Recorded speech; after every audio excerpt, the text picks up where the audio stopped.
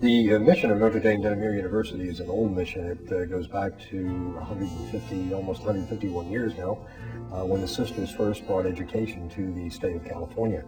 The sisters wanted to teach people what they needed to know to live in the world that they live in. They wanted to be deeply concerned and focused on social justice issues, and they wanted to work toward world peace. The first part of that mission probably is a relevant piece for the StarTEC program. Teaching people what they need to know to live in the world that they are going to be living in is extremely connected today with technology and the whole technology process that our world has accepted, taken on, and followed. Is really an important goal of most schools of education, as is the case with the School of Education and Leadership at Notre Dame University. What we're about here is working with people who are planning to be teachers in their role of indeed touching the lives of the students with whom they work. We started with volunteer faculty using the spring break to come all day, every day, as a beginning to learn to use appropriately PowerPoint, WebCT, other programs that the college itself is launching as part of its regular curriculum training for all faculties. Well, I participated in the StarTEC training 2 years ago, and the most impressive thing that I didn't know at that point was this installation program.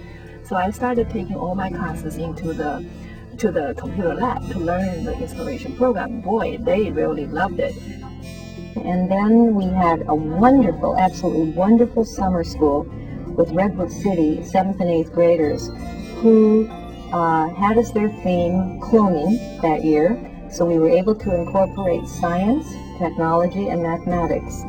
We had 20 students come here every day for about 3 weeks.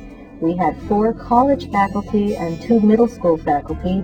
As a very experienced educator, I would think that's one of the highlights of my life, having been a part of that, with those youngsters working with faculty on a college campus. It made a difference in their lives, I'm certain of it. One of the things that developed out of this was a need for supervisors to have special training. And being lifelong learners, as they are now engaged in a program called StarTEC Wave. What has happened is this grant has provided an additional support. I proposed to her that I specialize in working with the supervisors of student teachers. So as I was writing up a proposal of what I might do in the program that became the WAVE project, and I simply called that Catch the Wave StarTEC. Well, I have to tell you that the first thing that I observed was some people who were afraid to touch it. And so that kind of person is the most fun to watch as they make progress. That person will avoid using it. They will try to talk instead of touch the computer. And then when they begin to see the power of it and they can actually begin to do it, then you see them leaning in and getting more concentrated attention on using it. One of the things we discovered was a website by the name of Copernicus.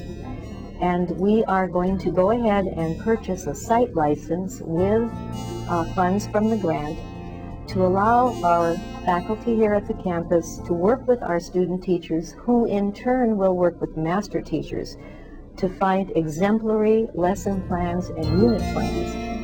At the moment, this particular program offers 17,000 choices. All of the choices are edited, but the most important thing is that they are tied to the California state standards. Grants of this length take on a life of their own sometimes. As a business guru from Harvard, Rosabeth Moss Cantor said, everything looks like a failure in the middle, and we had the same feeling in the middle of people thinking, oh, will I ever get better? Will I really ever be able to do this well? And I know as we approach the end that people are doing that, and they're feeling more confident, they're happy that they've had the experience.